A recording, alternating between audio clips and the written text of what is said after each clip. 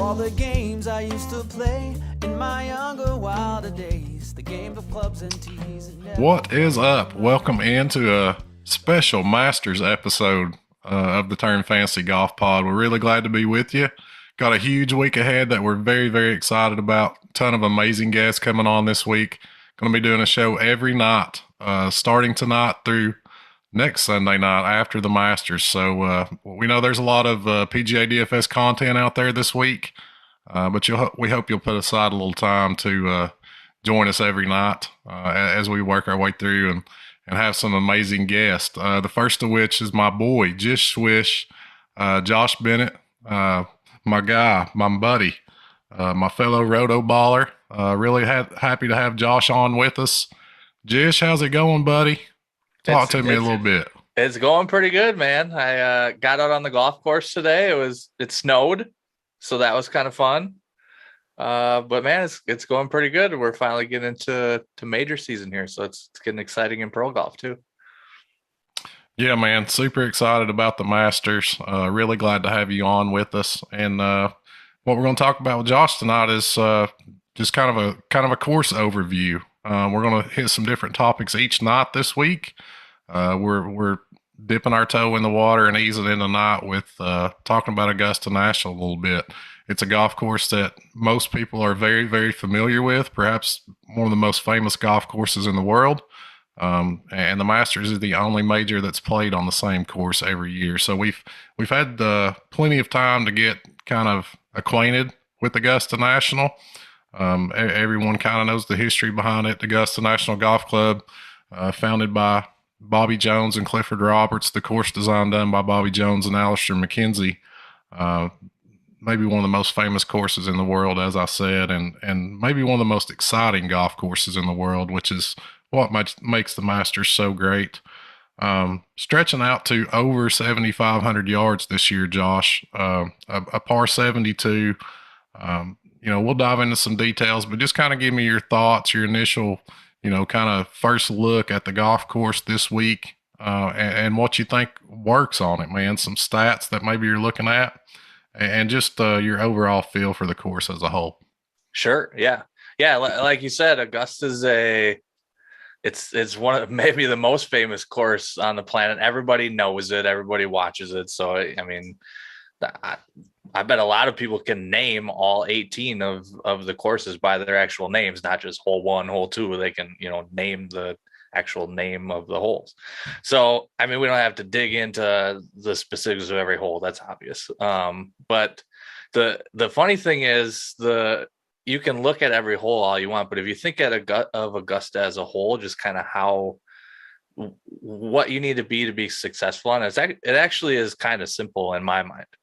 If you look at past leaderboards going back however many years you want to go, even like very recent years, it's very obvious. Even you're looking at dudes that hit the ball pretty far. I mean, if you're looking at the top of the leaderboard, there's not a whole lot of guys up there that are hitting it, carrying it 260, 270 off the tee. You need the dudes that are hitting it 290, 300 off the tee. That's a good place to start. And then, like you said, the course is long and it's getting longer. We can talk about that coming up here if you want. But the course is long, so it's not a driver wedge fest, even though, you'll hear people saying if it plays firm and fast, whatever, ball might roll out a little bit. The course is still pretty long. So they're going wedge into 8-iron, 7-iron, 6-iron. That's what they're going into. They're not going driver wedge. So you kind of want to look at the guys that are your typical ball striker guys, is what people love to say, but it's the mid-range iron people that you're looking for. It's one of the things that Tiger was way better at than everybody else. That's why he's really good here. He can hit it out to 160 and he'll hit it closer than anybody else. It's something that Colin Morikawa does really good. He's one of the best mid to long iron players that's on the tour right now. Those are kind of the guys you're looking at once you get off the tee. Obviously, distance off the tee, then you're looking at those mid-range guys. If you're not finding a mid-range guy that you're liking, some guys that are missing the green, you got your Patrick Reed, for example, that plays here pretty well. He's not a great iron player, we know that. But if you're missing the green, then you need those short game specialists that can chip it around. They can be, aggressive around the greens. They can be special around the greens. Spieth is like that too. He's not super great mid range, but he'll just get it close to the green and then he'll chip it up and get it close and get a par. It's not a course where they're just zipping wedges in close to the pin and they're ripping birdies. They're, hitting it to 20, 30 feet and then either it's on the green or not on the green, and then they're trying to save par. So you're kind of looking for the guys that are, people like to use the term grinders, for example. You're kind of looking for those guys that are, it's not dudes that are out there firing at pins and making birdies. It's the dudes that know how to, miss the green and then know what to do from there to get it in without, losing strokes. So I guess I talked for a long, I said it was simple and then I talked for a long time, but I think it's long hitters, mid-range irons. And then, if you don't have the mid-range irons, then, you need to be a short game guy. So. Yeah, man. Like a lot of what you said right there. I mean, I think we all know that it's not simple. And that's maybe the most interesting thing about this golf course is just how many kind of nuances and subtleties there are to this golf course. We see guys, there are of course exceptions to every rule, but broadly struggle, in their first couple of times around this golf course. The last first time winner of the Masters was playing his first Masters start was back in 1979, Fuzzy Zoeller. So that kind of gives you an indication as to how tough it is initially on guys until they kind of learn those subtleties and nuances, especially around the greens, which you talked about. Short game is something that, from a DFS perspective, we often don't put a lot of stock into. Give me your thoughts on maybe looking at around the green a little bit this week, because we've seen some guys with masterful short games. Yeah, I think short game is important for, especially for people that aren't great ball strikers historically. So I mentioned Reeds, I mentioned Spieth. Those are two people that stick out to me where, they're not sitting at 170 yards and they're like, ooh, I'm tossing it at this pin and I'm going to hit it to 5 feet. That's just not what they're going to do. They're going to hit it out there. They're probably going to miss the green a bunch of times, but then they're wizards with their wedges. They take it high, take it low. They can do whatever they need to do, use a bunch of different wedges. They probably pull out fairway woods if they need to. They're so good when they get around the greens, and they know how to read all the slopes, and they know how to tell how fast or how not fast the greens are, all that stuff. So they're so good at being able to just get it on the green and getting it close enough where then they can roll in a putt. And again, Reed and Spieth are also very good putters too, obviously. So that's part of being a good short game player is, even great short game players, they're not taking their chips from 15, 20 yards or whatever it is. And they're not always putting it to 2-3 feet tap in range. They're getting up just close enough where they can putt it in most of the time. So it's 6-7 feet sometimes, but then they're going to roll a lot of those in. So it's being good chipping, obviously, but also being good putters too. So yeah, I mean, if you're not going to be good with the mid or long range irons, you need to be a Spieth or Reed type that can, get up and down frequently. Yeah, for sure. And it's really a, kind of an interesting contrast when you talk about, ball strikers versus more, short game based guys. And you feel like one or the other's they both have to click. If you're a Jordan Spieth or a Patrick Reed, you gotta have your irons clicking that week. And to talk about, a Colin Morikawa or Victor Hovland, guys who are obviously phenomenal ball strikers, you got to have that short game working a little bit that week. So it's something we're going to be looking for. We got to kind of find that magic formula and get everything to click for a guy that pops to mind. Just talking about short games, man, and kind of segueing into our next little segment here is Cam Smith. Phenomenal short game, maybe the best putter in the world right now. If I had to pick a guy, to putt for my life right now, I'm probably taking Cam Smith. Yeah.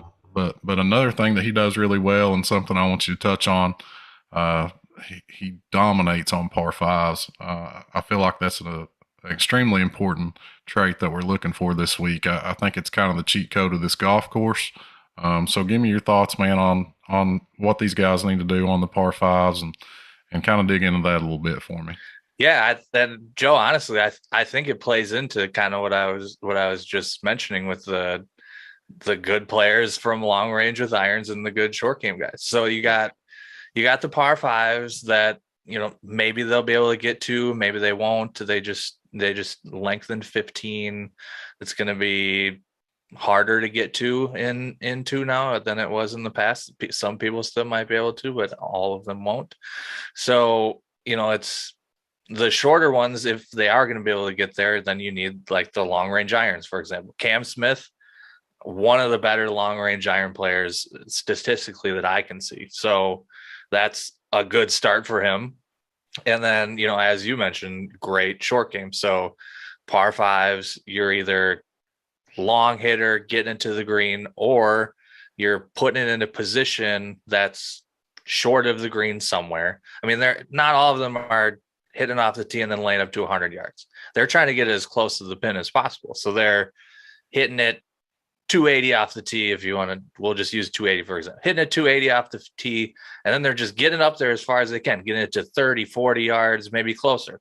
And then, you know, the short game plays into there. Cam Smith, obviously great short game player. So he's getting up to 20, 30 yards. And then he's, you know, obviously, like you said, one of the best in the world right now, like getting the ball onto the green and finish it. Then on a par five, if he's going 280 to 30 and, you know, using whatever he needs to use on the greens, which he has proven to be very good at them in the past, by the way, using whatever he knows and getting it close to the pin and just roll the ball and he'll make birdies on the par five.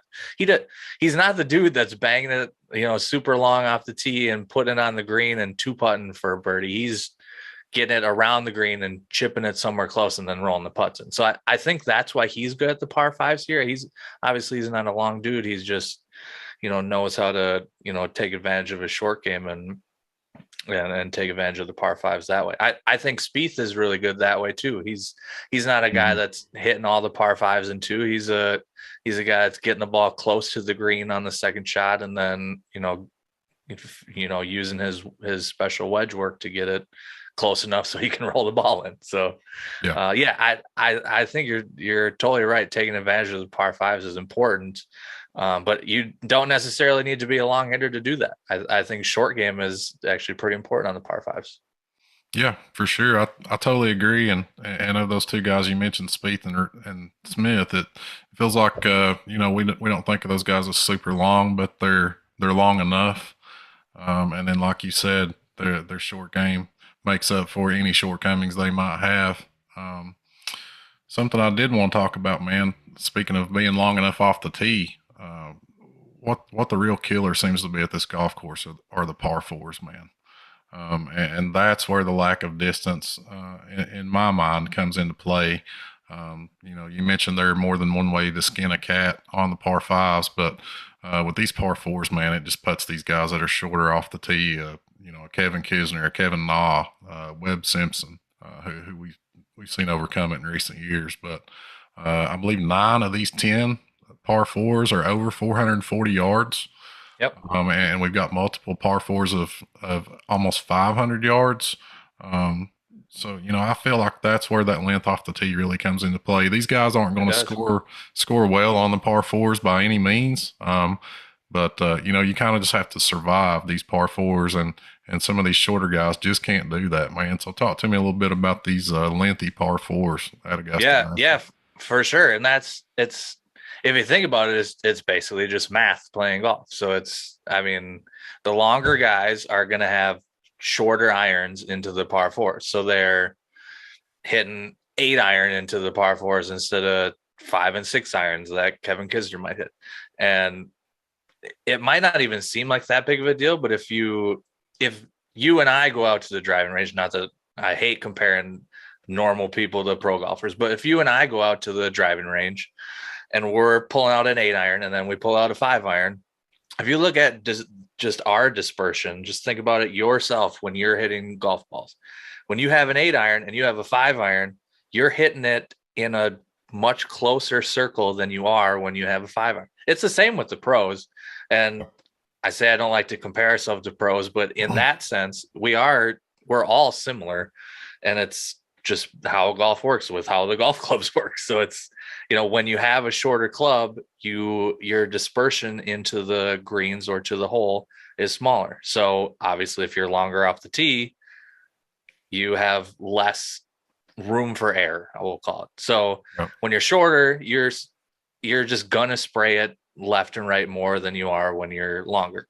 And on Augusta specifically, why being longer matters is you can spray a little bit off the tee and still be okay. So there are courses where the trees start coming in a little bit, or water starts coming into play a little bit off the tee, and then the shorter hitters kind of come back into play. But here you can miss a little bit left, you can miss a little bit right. Most holes you have between tree lines, you have 60 yards, and pros can keep it between a 60-yard margin, so it's fine.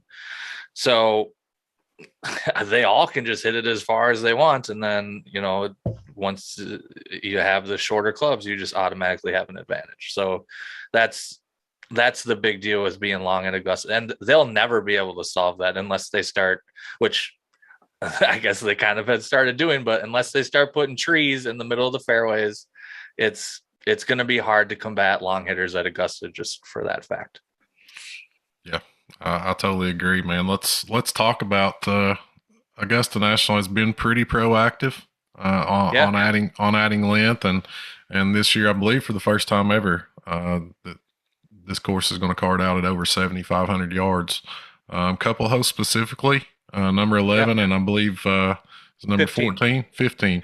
11 and 15 have added some distance to kind of, as you mentioned, combat the crazy amount of distance these guys are getting off the tee. So talk to me a little bit about those two specific holes. We're normally used to evaluating this course basically the same every year. But for those listening, this is kind of the big change this year. So talk to me about 11 and 15, Josh. Yeah, it's kind of funny. I was looking at the changes, and the more I think about it, the more I'm thinking that they might actually not matter much for the pros. And I'll explain that. So number 11, for example, they moved it back 15 yards or so. They talked about kind of recontouring the fairways, and then I believe they put a tree kind of like the middle of the fairway, it looked like, which is interesting. So the interesting thing I caught a little bit of the sorry to interrupt you, man. I was just gonna say I caught a little bit of the women's am yesterday. And it looked like, I was like, what am I? It looked like you said, there's a tree almost in the middle of the fairway. So I'm glad you brought that up, because I was trying to figure out what was going on. I was just kind of popping in and out of the women's am yesterday.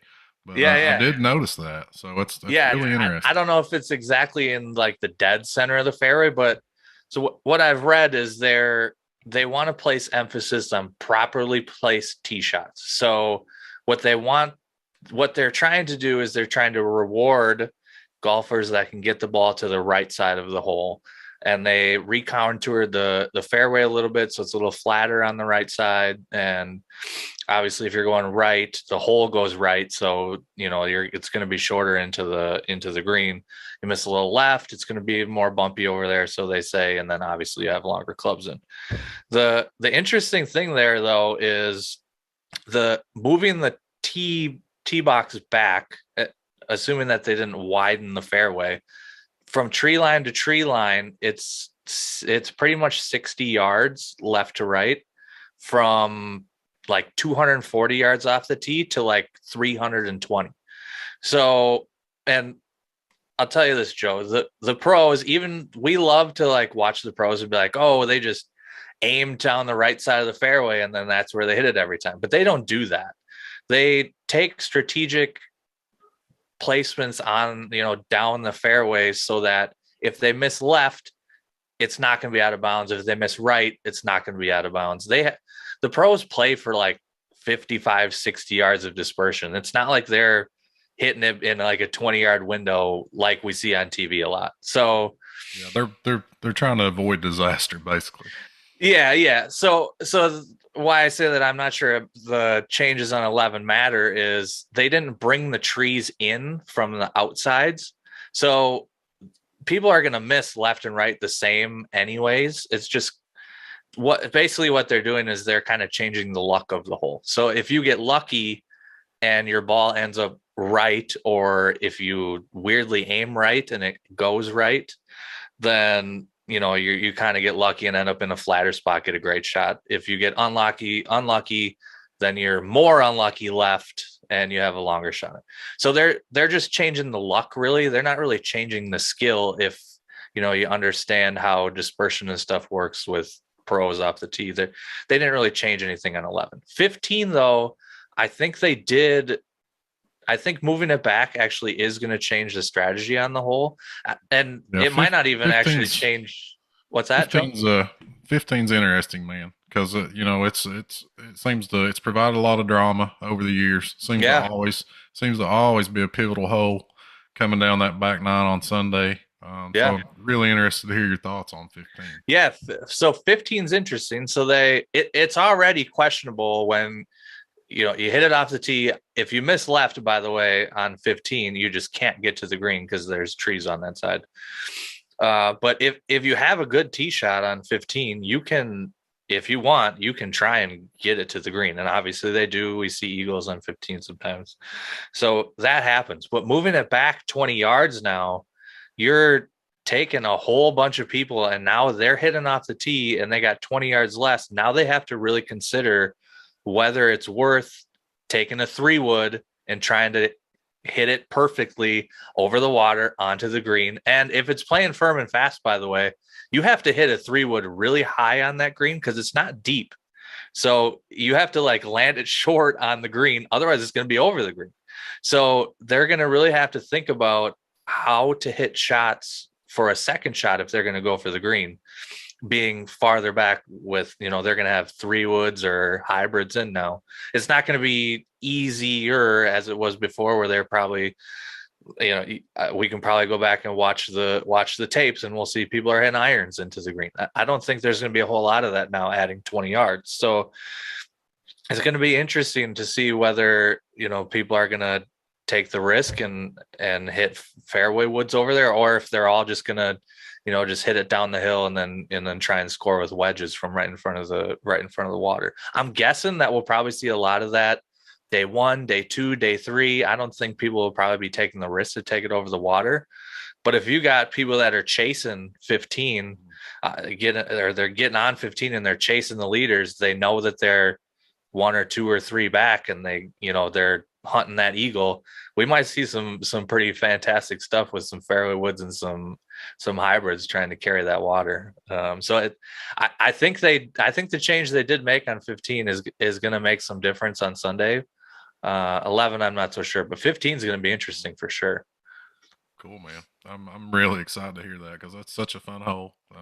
As we mentioned, always a pivotal hole, in multiple Masters we've seen. So I imagine you're right. I think they're trying to probably add some risk into the risk reward, which we don't really see much anymore on the kind of the regular PGA Tour schedule. It's almost an automatic. We're going for it in 2. So I think Augusta's maybe trying to put a little thought in these guys' minds about how to play the hole and make it a difficult shot when they are forced to try to get there, as you mentioned, when they're chasing. But really looking forward to it, man. I love this golf course. It's my favorite. So exciting. Always provides drama. So really looking forward to it. Thanks so much for joining us, Josh. Sure thing. We appreciate you guys for watching.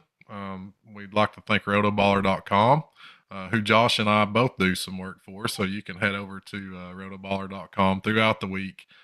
Catch Josh's stuff, catch my stuff. We do multiple things over there in tons of different areas. So we encourage you to go over there and sign up for our PGA Premium package, which is unbelievably cheap, especially when you compare it to some of the other premium offerings out there. We think you'll be really happy with the price and with the content. So we'd like to give a big thanks to Rotoballer for helping us do this show, and thanks again, Josh, for coming on, man. It's really good to see you and always nice to talk to you. Look forward to talking some more through the week. Not putting you on the spot here. It's early. It's Sunday, but throw a couple names out at me, man. A couple names that just jump out at you as a girl. You're asking for a couple. That means two, Yeah, I think. yeah. So I'm going to give you two. Throw me two names out there of guys that you feel like just really fit this golf course. I'm giving you two here, and I'm giving you some people that may end up putting some balls in the water. So I'll be interested to see this. But I'm giving you. I'll give you Colin first. Okay, That's number one, and number two is Will Zalatoris. Love it. Those are my two guys, I think, right now. I love both those guys. We've seen obviously what Willie Z did last year, kind of bucking the trend in his debut with the runner-up finish. Love him. Yep. I was looking back, Josh. It's crazy, man. Willie Z was 7,300 last year on DraftKings. Yeah. So it's Crazy. it's ridiculous how things have changed. But yeah, man, and obviously Colin Morikawa, already two majors. At its heart, in a lot of ways, this is it's pretty safe to call this a second shot golf course in a lot of ways. Oh yeah. Yep. Colin Morikawa, a pretty good iron player. So Yeah, he's if you're looking for a second shot guy, that's your guy for sure. Yeah, for sure, man. Like both those picks, and appreciate you again, man. Thanks for coming on. Yeah, thanks, Joe. We'll talk again soon, and thank you all for watching. Stay tuned. We got a ton more stuff coming up, so stick with us here at the Turn. Appreciate you. Happy to have with me today on the Turn, Brady Kannon, coming straight from Sin City, Las Vegas, representing VSIN Live and Tee Times USA. Like I told you in our pre-show communications, Brady, I'd love to have you on and just talk about, we're kind of in the DFS world and you're kind of in the stats world and whatnot, and also in the leisure golf world. And we just kind of want to get together and talk about different things about golf. And also, we got the Masters coming up. It's the most exciting week of the year for us golfers. So if you want to go ahead and just go into a little bit of maybe a background of who you are, and kind of how you got to be where you're at now. Yeah, absolutely. And thank you very much for having me, Andrew. My career got started in sports and golf in the early 90s. Out of college, I was a sports reporter in the Bay Area for KSFO Radio in San Francisco. And in 1994, I moved to Las Vegas and started working for a national sports radio network. And shortly thereafter that, I got into the golf business. I was working directly at the golf course level. And then in year 2000, got into the tee times business, kind of like a golf concierge service where we make tee time reservations for people that were visiting Las Vegas and needed assistance with finding golf tee times and finding the right course to play and that type of thing. And I've been doing that for 22 years ever since, and got back into the radio and the broadcasting business, probably about 8 to 10 years ago now, and have been working for VSIN, the Vegas Stats and Information Network, for about the last 4.5 years. That's a sports betting network that was developed by Brent Musburger and his family after Brent retired from ESPN. He came out to Las Vegas and helped start the VSIN network. It's a blast. So, that's really where my career is these days, talking about golf and all kinds of sports betting, and still make tee times for people that come to Las Vegas for a company now called Tee Times USA. That's great. So, when I got in right out of college. I played a little college golf, and then right out of college, I got into the hospitality part of the country club. Working in the pro shop and whatnot. And for anybody that doesn't know, not saying that the hospitality world in golf is dirty or nothing like that, but it's a hard business to be in because it's 12 hours, 14 hours a day in the summer months, and it's a real backbuster. And I'm sure you experienced that in your time doing that, right?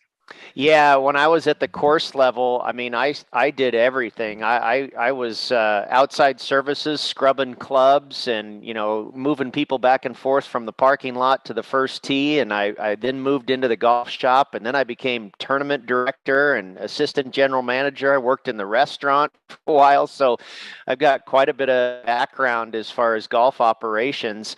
And eventually, after doing that for gosh, about 5 years, I flipped over into the Tea Times reservations business. But you're right, it all hospitality, and of course that's Las Vegas too. Las Vegas is built on customer service and hospitality and the tourism business. So it's been very rewarding. I enjoy taking care of people, setting them up with, whatever it is, restaurant recommendations, golf tee times, and, providing a good time for people.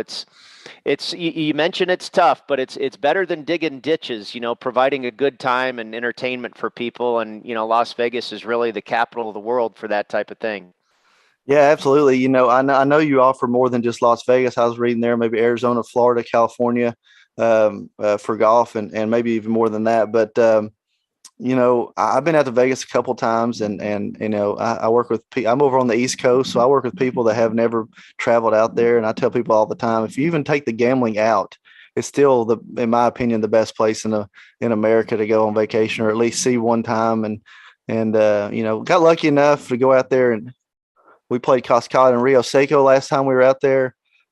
Two great places. We actually had a tee time. I think it was whatever year the match was. We had plans to play Shadow Creek, and it just we got a call a couple months before from the guy that we were going through. I don't know who we were going through, but the guy we were going through and saying, "Look, man, they're deciding they're going to close the golf course down a couple weeks early for the match, and there's nothing we can do about that." So we got booted off that, which is kind of a disappointment. But I mean, I'm planning on coming out next year for March Madness and trying to do it again. So maybe we can get together one day when I'm out there. Yeah, sounds good. Of course, we just finished up March Madness out here, and boy, I tell you, I think I like it even better than the Super Bowl. It's just because it's not one day or 1 week; it's 3 or 4 weeks, and March Madness in Las Vegas is just unbelievable, with all the games going on and betting on the games and the cheers and the jeers. It's fantastic. You mentioned the match at Shadow Creek. I want to say that was right around Thanksgiving in 2017. 2018, something like that, and that was really a big deal. And of course, they had the CJ Cup at Shadow Creek in 2020, and Cascada and Rio Seco, fantastic courses. Cascada is really the Caesars Corporation's version of Shadow Creek, that's built for their high-end players. And Cascada is open to the public, as is Shadow Creek. Shadow Creek's much tougher to get on, but and then Rio Seco I think Rio Seco is really one of the best layouts in town. Just fantastic golf course. So you're lucky to have played those two. You picked a couple of good ones. Yeah, I think that Cascada, to me, I mean, nothing really about the golf in general. Just the experience was second I've ever. I mean, I've played some playing college golf. I played a lot of really good golf courses. I wouldn't say I played a lot of great golf courses, but I definitely played a lot of good ones. And the experience was unbelievable. And I agree with you, Rio Seco, especially with the downtown or the strip in the background. It's just it's fantastic. I've actually, you can see behind me. I think that's Cascada behind me. Yeah, I noticed that. That is definitely Cascada for sure. Yeah, looks like maybe I don't know if that's the 8. I think that might be the 18th hole where you've got the creek down the right and funnels into a pond that's kind of greenside there. Yeah, I believe you're right. Yep, that is definitely 18. You're definitely right. Good eye. But so you're in the VSIN. You said it's was it the Statistics and Network? What's it stand for? Yeah, Vegas Stats and Information Network. Yeah. So I mean, I feel like I'm kind of a numbers geek myself. I was the kid that watching baseball games at home in the living room. I was keeping score, and community leagues. I was the scorekeeper, referee growing up. I lived at a ballpark or on the golf course my whole life until I was 20 years old, probably. And so, I mean, you feel like you're living out like a kid's dream. Other than playing the sport professionally, you have to feel like you're living out a kid's dream, right? No, there's no doubt about it. Handicap sports and betting on sports. I am not a professional bettor. I don't bet sports for a living. My living is, like we've discussed, working decent and making tee times for people. But I would consider myself a professional handicapper because I have to do that when I'm with VEASAN in working the shows and providing intelligent information for our viewers and our listeners, and I do handicap golf and NFL football very seriously, and it works out nicely with the way those two schedules work out. The NFL is kind of finishing up when golf is starting, so I'm always focusing on just one sport basically throughout the calendar year. But yeah, no, it's a dream job to be able to on air and talking with people and guests and co-hosts and everything about breaking down a game or breaking down a golf tournament. And then, we talk about March Madness and the Masters coming up. I mean, no, it's just fantastic to be able to do a job where your job is to research these events. And I always say, to be a sports bettor, you have to have a little bit of fan in you too. You have to have a passion for wanting to do that type of thing. And I've been a fan since I was about 5 years old. So yeah, it's certainly a labor of love.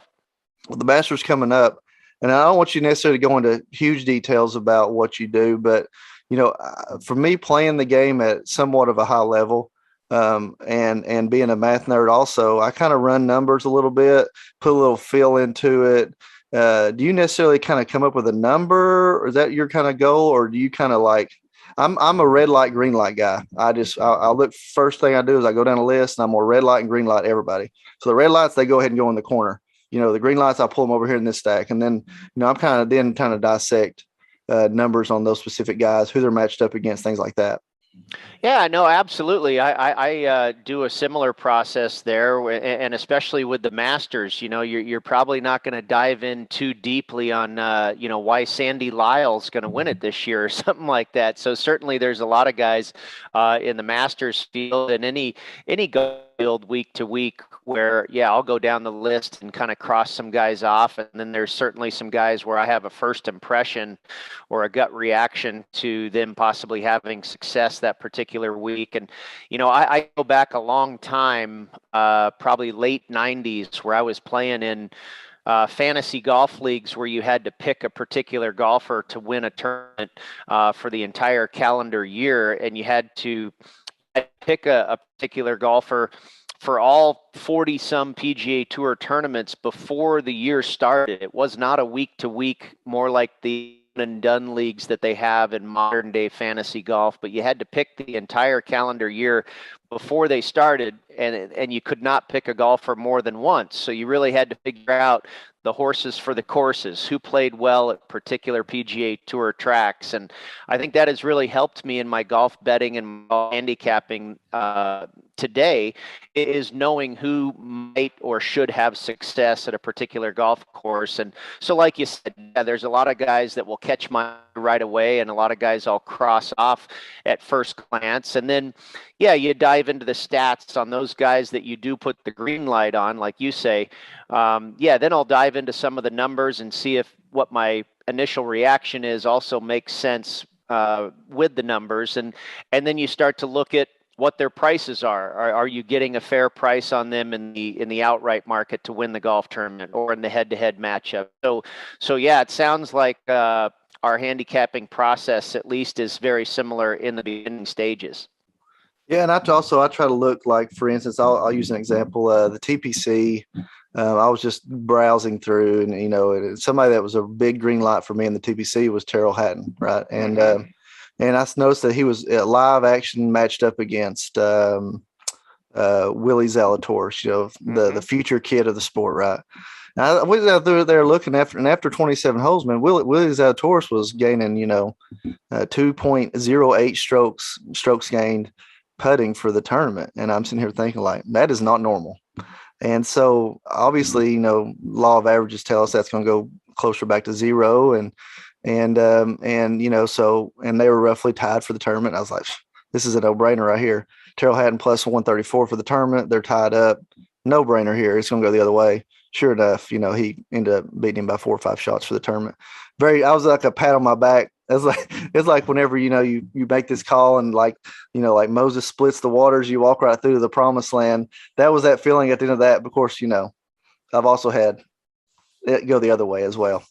Well, yeah, no, absolutely. There are certainly peaks and valleys, but that's great when you're able to identify something like that, and that's great handicapping because Will Zalatoris is not known for his putting prowess. He's certainly a ball striker and that type of thing. So when you see him kind of having an outlier performance like that, and it applies to anybody, they're kind of playing above head, and then you identify, and maybe conversely Tyrrell Hatton wasn't putting so well or something, and like you say, those things tend to go back to the mean. So no, great identification by you, makes all sense in the world, and you were getting a great price on Hatton at plus 134, so good job by you, and we're glad it turned out, and I that's generally, those are type of things that you look for because do tend to turn out. When you've handicapped something like that going into the tournament, and then you see one guy kind of having outlier performance one way or the other,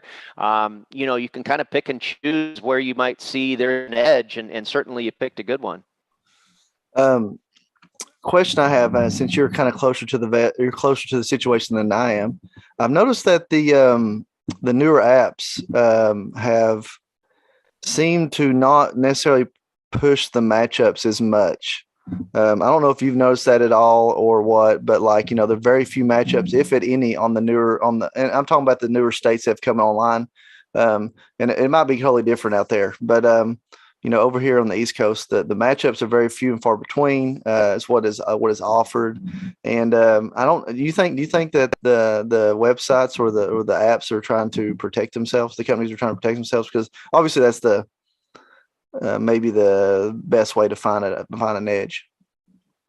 You're right. The head-to-head matchups is the best way to turn a profit betting golf. You have the basically, I don't know if the low amount of risk is the right word, but the book has the lowest amount of,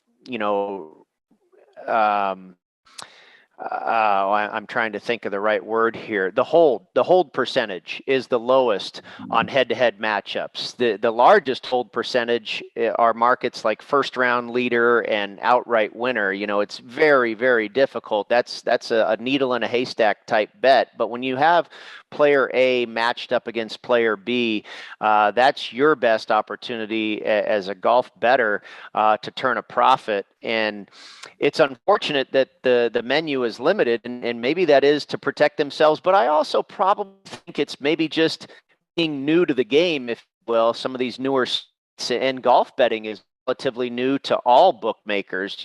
Don't have a lot of books around the world that are really well versed in golf, and they're becoming better and better and sharper for sure as every year goes by.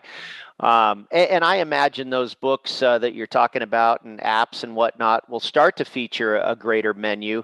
But out here in Las Vegas, I know what you're talking about as well. There's a few books that only might offer 10 different matchups, and then there's a few that might have 30 or 40. So, I like to have a bigger menu because, you might have Dustin Johnson or Jordan Spieth or whatever, a player that you really like that particular week. And then you go to look at the head-to-head matchup menu and there's only one or two offerings and they're paired against a player that you don't really want to go against. And so when you have a lot of options, obviously it gives you a better opportunity to find one that you like. And I would imagine as time goes on, you'll see those menus increase.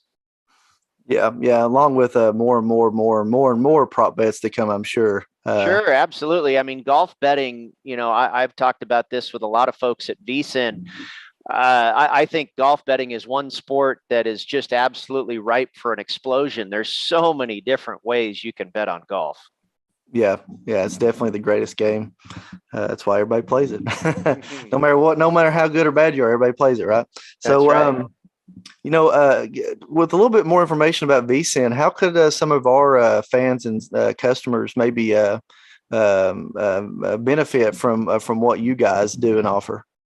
Well, the amount of content that is offered at VSiN is just absolutely incredible. There's, radio, digital, and TV offerings as far as a way to view and listen to VSIN. There's quite a bit of information if you go to vsin.com, VSIN.com, and then /subscribe. There's a number of different packages that you can look into that make sense for you. It's very, very inexpensive. And really, you're just paying for content like you would any sort of subscription service. Costs like $20 a month if you average it out. And, you're given access to all the video, all the TV, all the radio. It's on iHeartRadio. You can find it wherever you get your podcasts. So there's just an absolutely number of ways to be able to log on to VSIN and listen to the hosts and view the hosts and all the guests and all the information. I mean, our live programming is almost 24/7. I believe it's 22 hours of live programming from a sports betting perspective. So if you're looking for information on that type of thing, there's no better place to get it. You also have a daily newsletter that comes with a lot of the best bets from the hosts and the guests.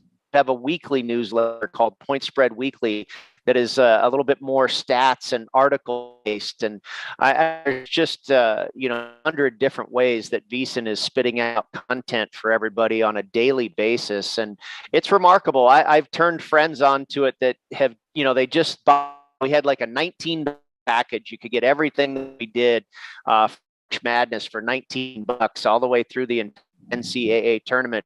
Blown away by how much information was provided as they tried to handicap and fill out a bracket and make some bets games. So yeah, it's pretty astonishing how much information is available when you actually subscribe to VSIN. Good. So now with the Tee Times USA, I knew I threw out a few states that you're in, and of course you said Las Vegas is your capital. But is this a company you started from the ground up? I did. Yeah, I did. I started a company called DK's Golf Services in year 2000, and that was my own company that ran for 13 years. And then Tee Times USA is a national reservation service, and they purchased my company and then retained me to continue to run Las Vegas for them. So Tee Times USA, like alluded to a little bit earlier, they do reservations all country and even in the UK, and I just continue to run the Las Vegas market for them. So that's how that kind of all came to fruition. And I've been with Tee Times USA now for over 7 years, and it's been a great experience, and it allows me to still do my broadcasting work with VSIN and juggle both things. So it's like VSIN is kind of a professional hobby, and Tee Times USA is my actual job that I've been doing for over nearly 25 years now. So when we come out there, what is a place golf wise out there that maybe doesn't get the recognition, or is kind of what you call a diamond in the rough, like golf course or let's say experience out there? Well, I don't know if you, Andrew, have heard of the Paiute Resort, but the Las Vegas Paiute, that's Paiute. It's out on an Indian reservation, about 35 minutes off of the Strip. A lot of people think it's so far. It's not. It's about 35 minutes off of the Strip. Not a big deal. But it's really remarkable. I think it's probably the most unique golf course in Las Vegas. Now, you could also say Shadow Creek is the most unique because it looks like you're in the middle of North Carolina. And when you play Shadow Creek, doesn't look anything like a desert. But Paiute is absolutely full-blown desert. There's no homes on the course. It's just Joshua trees and mountain scenery. And, because you are 35 minutes off of the Strip, you kind of feel like you're out in the middle of nowhere. And it is really remarkable and stunning to look at. 3 Pete Dye designs out there, really a world-class facility. So the Paiute is, and because they are just a little bit further away than everybody else, they charge less money. So, I mean, you can play out at Paiute for, anywhere from like $100 to $200. And, a lot of these golf courses in Las Vegas are just charging incredible prices, $300, $400, $500, $600. But the Paiute for $100 or $200, you're getting that same quality. And so I think it's one of the best values in town and one of the most unique experiences, especially for someone like yourself coming from Tennessee or anybody coming from all different parts of the country, to see that desert experience, that full-blown desert experience at Paiute is remarkable. Yeah, I think, is there one out there called the Wolf something Wolf? Well, there's a couple. There's the Wolf course at Paiute. Like I mentioned, there's 3 courses at Paiute: the Sun Mountain, where they had a Corn Ferry Tour event, the Snow Mountain course, and then the Wolf course, and all 3 are fantastic. Then there's also Wolf Creek, which you might be referring to. Wolf Creek is up in Mesquite, which is a 90-minute drive from the Strip, so it is a ways out there, but it is a remarkable experience as well. It's kind of like physically and mentally exhausting. It's so stunning. There's elevation change, and it's just an amazing property, and it's a lot to swallow.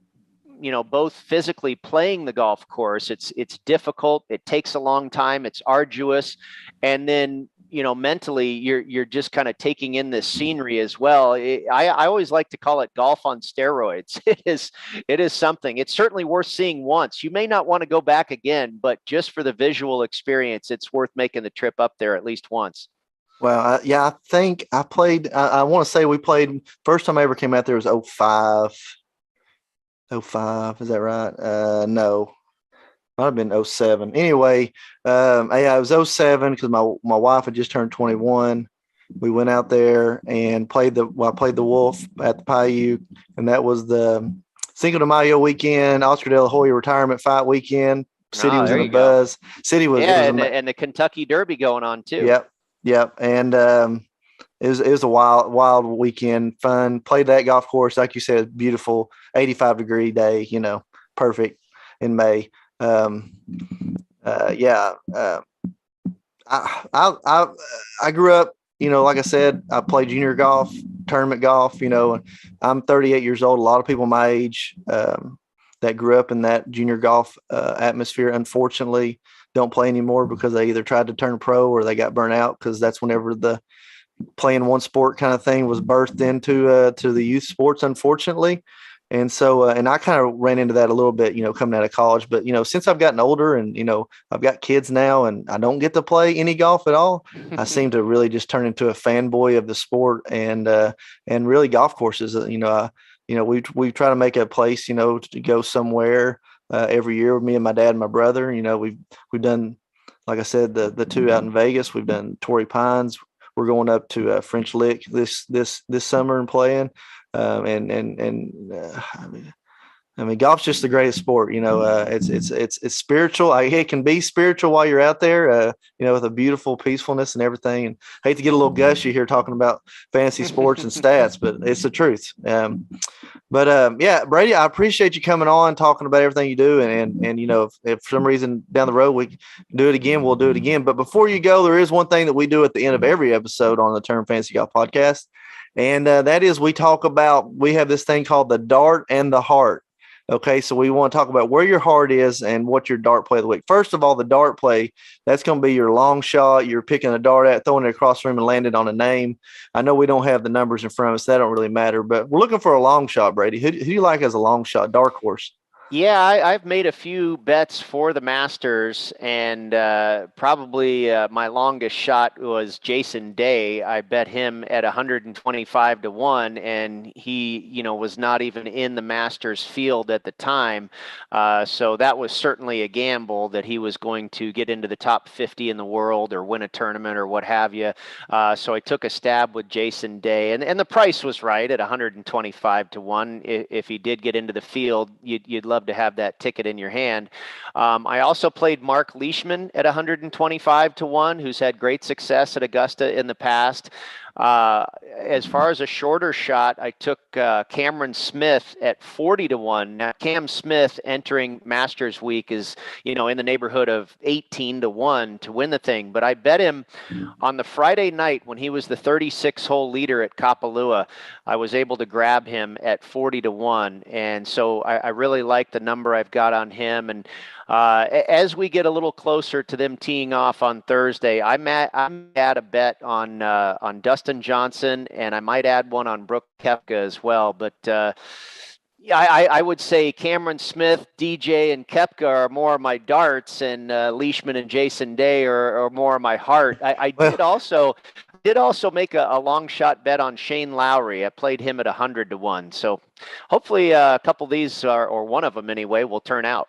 Yeah. So what we define our heart play is that you wake up on that Thursday morning, you got a $5 chip in your drawer, and that's the one that this has to win. This has to win. So you say like DJ, Cam Smith, Brooks. I actually kind of like where DJ's at. He seems that whenever he's kind of up against it, but he's playing pretty decent.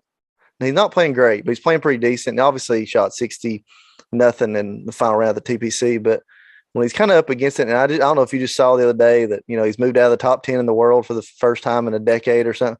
I like where he's at, and pissed off is probably a good place for him to be on the golf course, honestly. So I like the I like stars that are aligning. Yeah, and if you can get the right price on them, I'm kind of waiting for the right price to pop, but I'm with you. I think the stars are or the setup is kind of aligning for DJ to possibly show well at Augusta. Andrew, I just wanted to throw one more thing on the Masters at which we talked about in the podcast. We're lucky enough to be joined for the past couple of years by Scott Van Pelt of ESPN. And of course, he's a part of the Masters coverage. Myself and a couple of colleagues, and we do a show called Long Shots on VSiN, and Scott will be our guest for Masters Week, previewing the tournament and giving all our plays out, head-to-head matchups, outright winners, you name it. So a special show coming up at VSiN this week for Long Shots.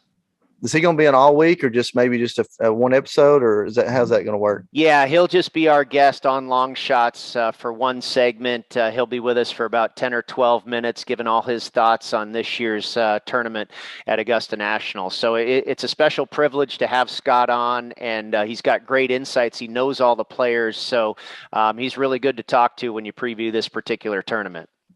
Yeah, and I was looking here on So yeah, at VSiN Live on Twitter is how we can find information about them guys, at VSiN Live on. And then the Tee Times one is at Tee Times USA. And of course, Brady here is Las Vegas Golfer. Man, that's a great handle. How did you come across that? I got to give credit to my wife. She did it for me many years ago. Yeah, at Las Vegas Golfer on Twitter, at VSiN Live on Twitter, and then, of course, vsin.com for all the information there, and then teatimesusa.com. Well, Brady, once again, thanks for coming on, and everybody, thanks for listening. It's Masters Week. We're excited. Got tons of content coming your way. I'm Andrew Putters. This is the Turn Fantasy Golf Podcast, brought to you by Rotoballer.com. It's gone.